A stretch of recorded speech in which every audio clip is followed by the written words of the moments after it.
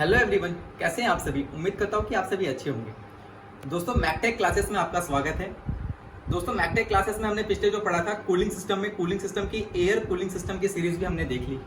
आज दोस्तों हम वाटर कूलिंग सिस्टम को पढ़ने जा रहे हैं। इसको पढ़ने से पहले दोस्तों एक बार फिर से मैं आपको याद दिलाना चाहूंगा कि कूलिंग की इंपॉर्टेंस क्या रहती है। दोस्तों कूलिंग ना करने से पावर स्ट्रोक के दौरान जो भी हीट वहाँ क्रिएट होती है उसको ओवरकम करने के लिए हमें कूलिंग करनी पड़ती है।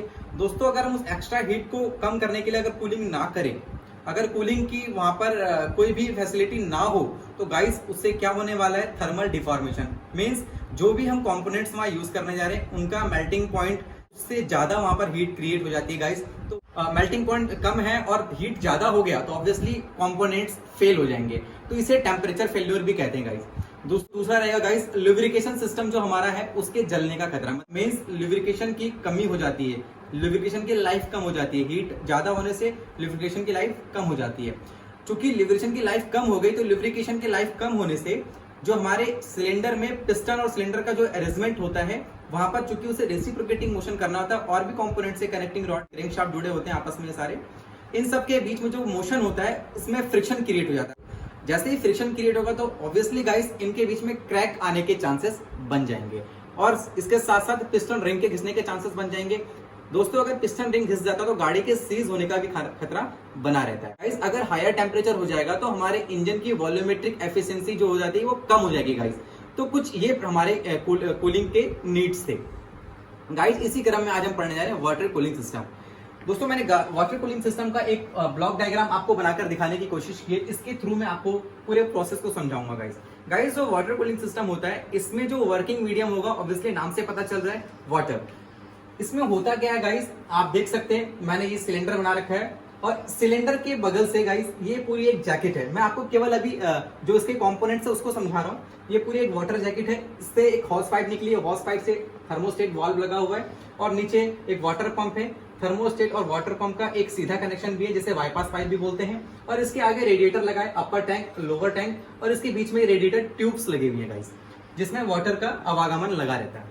तो गाइस ये कुछ इसके कंपोनेंट्स थे गाइस। जो वाटर कूलिंग सिस्टम है उसकी वर्किंग अगर मैं आपको समझाऊं तो एक बार जरा गौर कीजिएगा। जो हमारा ये इंजन का सिलेंडर होता है, इस सिलेंडर के चारों तरफ जितने भी, मान लीजिए मैंने तो एग्जांपल के लिए 3 सिलेंडर इंजन ले रखा है गाइस, तो जो हमारे सिलेंडर होंगे इनके चारों तरफ एक वाटर का जैकेट लगा रहेगा। जो वाटर जैकेट लगा होता है गाइस, होता क्या है हम शुरू से देखते हैं। जो हमारा वाटर जैकेट लगा होगा उस वाटर जैकेट में वाटर का जो सर्कुलेटिंग बना रहता है गाइस। तो होता क्या है, जब इंजन सिलेंडर गर्म होता है, पावर स्ट्रोक के दौरान इंजन सिलेंडर जब गर्म होता है तो इसकी हीट को ओवरकम करने के लिए जो इसके वाटर जैकेट में वाटर घूम रही है दोस्तों, उसके हीट को क्या करेगी, उसके टेम्परेचर को गेन कर लेती है जो वाटर इसमें घूम रही है। देखिए इस सिलेंडर के किनारे से जो पानी घूम रहा है उसने क्या किया, यहाँ से टेम्परेचर लिया, हीट को ले लिया। अब क्या होगा गाइस, जो पानी था वो हो गया गर्म। वो पानी जो गर्म है हॉस पाइप के माध्यम से, थर्मोस्टेट वाल्व के माध्यम से सीधे हमारे अपर टैंक में चला जाता है गाइस। अब इस अपर टैंक से होता क्या है, यहाँ से अपर टैंक से आप देख सकते हैं पतले पतले रेडिएटर ट्यूब्स लगी होती हैं। इस ट्यूब से पानी लोअर टैंक तक आता है गाइस। अब पानी अपर टैंक से लोअर टैंक की तरफ को चलता है, इस समय हमारे यहाँ एक फैन लगा होता है गाइस। ध्यान दीजिएगा ये फैन भी इंजन के पावर से ही चलता है।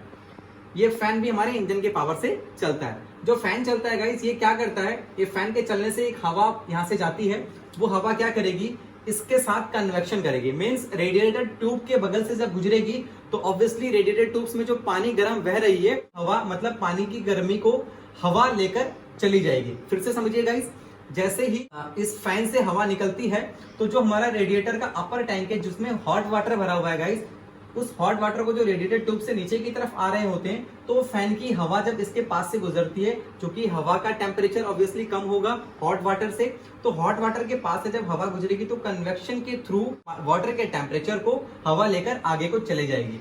मींस अगर वाटर का टेम्परेचर घट जाए तो वो लोअर टैंक में आ जाता है। अब चूंकि यहाँ पर पानी ठंडा हो चुका है, इस पानी को आगे हम इस नली के माध्यम से वाटर पंप तक लाते हैं और वाटर पंप से क्या, क्योंकि डेंसिटी पानी की बढ़ गई है, पानी के डेंसिटी बढ़ने से इसमें जो मोशन होता है उसे कराना पड़ेगा गाइस। तो जो वाटर पंप लगा होता है ये पानी को पंप करता है, दोबारा से इंजन सिलेंडर के किनारे से पानी फिर से फ्लो होने लग जाती है।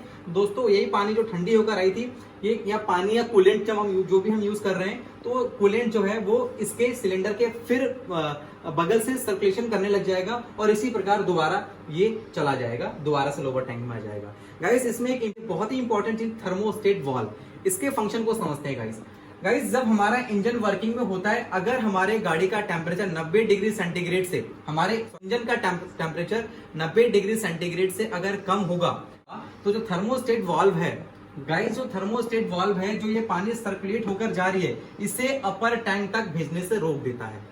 थर्मोस्टेट वाल्व होगा वो क्या करेगा, ये पानी जो 90 डिग्री सेंटीग्रेड से इसका टेम्परेचर कम है, वो थर्मोस्टेट वाल्व के द्वारा बाईपास पाइप से होते हुए दोबारा से वाटर पंप पर जाकर इंजन में सर्कुलेट होने लग जाएगा। इसका मतलब गाइस ये हुआ, अगर हमारे सिलेंडर का टेम्परेचर कम है तो हमें इस पूरे फंक्शन को करने की जरूरत नहीं है, क्योंकि थर्मोस्टेट वाल्व गाइड कर लेता है, वो सेंस कर लेता है कि टेम्परेचर कम है हवा पानी का, तो ऑब्वियसली उसको दोबारा बाईपास कर देता है और उसको दोबारा इंजन में रिसर्कुलेट कर देता है। अगर गाइस टेम्परेचर ज्यादा होगा 90 डिग्री सेंटीग्रेड से, तो पूरा फंक्शन वैसा ही होगा कि इसमें से थर्मोस्टेट वाल्व उसे आगे को पास करेगी अपर टैंक की तरफ, अपर टैंक से पानी फिर से अपर टैंक से जो हॉट वाटर से भरा हुआ है वो फिर रेडिएटर ट्यूब से होते हुए लोअर टैंक तक जाएगा और लोअर टैंक से फिर सीधे इंजन के सिलेंडर के चारों तरफ फिर से सर्कुलेट करने लग जाएगा।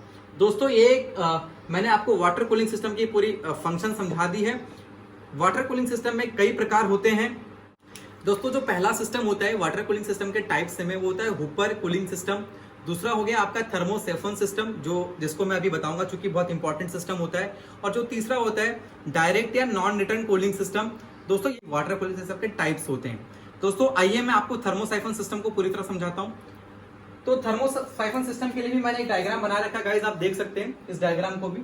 जो थर्मोसाइफन सिस्टम होता है, इसमें थर्मो का मतलब हीट। तो गाइस इसके पूरे फंक्शन को समझने से पहले हम इसके प्रिंसिपल को समझते हैं। जो थर्मोसाइफन सिस्टम होता है, इसका जो प्रिंसिपल होता है कि जो इसमें हॉट वाटर होगा गाइस, जो हॉट वाटर होगा वो हल्का होगा और वो ऊपर की तरफ उठेगा, मतलब कि उसकी डेंसिटी कम होगी, वो ऊपर की तरफ उठेगा। और जो गाइस ठंडा पानी होता है, ठंडा होने की वजह से उसकी डेंसिटी हाई होगी और वह नीचे की तरफ को बैठेगा। मतलब गाइस इसका सीधा अगर प्रिंसिपल समझने की बात करें तो इसका क्या होगा कि जो गर्म पानी होगा वो राइज करेगा और जो ठंडा पानी होगा जो हैवियर होगा मतलब नीचे की तरफ को मूव करेगा। गाइस ये मैंने थर्मोसाइफन सिस्टम का एक डायग्राम बना रखा है, ब्लॉक डायग्राम, आप देख सकते हैं। इसमें भी वही फंक्शन है। सिलेंडर वाटर जैकेट, जो हमारा इंजन सिलेंडर है उसके चारों तरफ वाटर जैकेट लगे होंगे।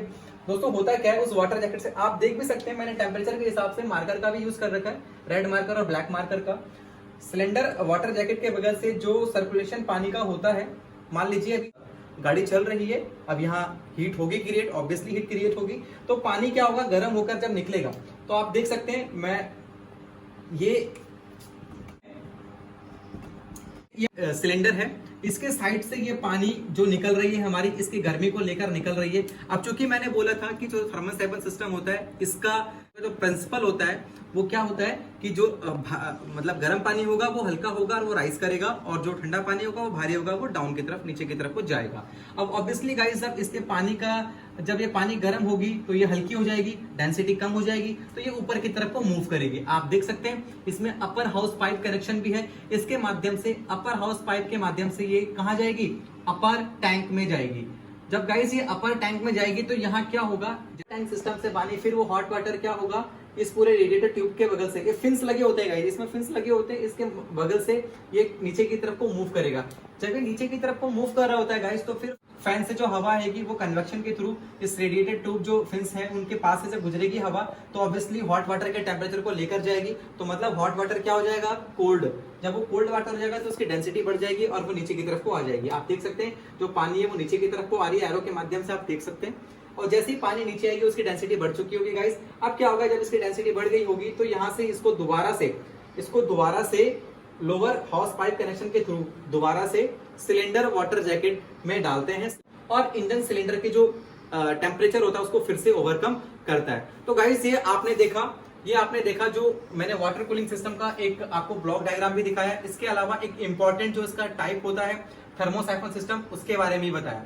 गाइस उम्मीद करता हूं कि आपको ये वीडियो समझ में आएगी, जो मेरा तरीका था वो आपको समझ में आएगा। और जो भी आपको क्वेरी होगी आप कमेंट सेक्शन में लिखिए, आपके कमेंट का स्वागत है। और गाइस इस वीडियो को अगर आपको अच्छी लगी होगी तो मेरे वीडियो को लाइक कीजिएगा, सब्सक्राइब कीजिएगा मेरे चैनल को और ज्यादा से ज्यादा शेयर कीजिएगा। Thank you.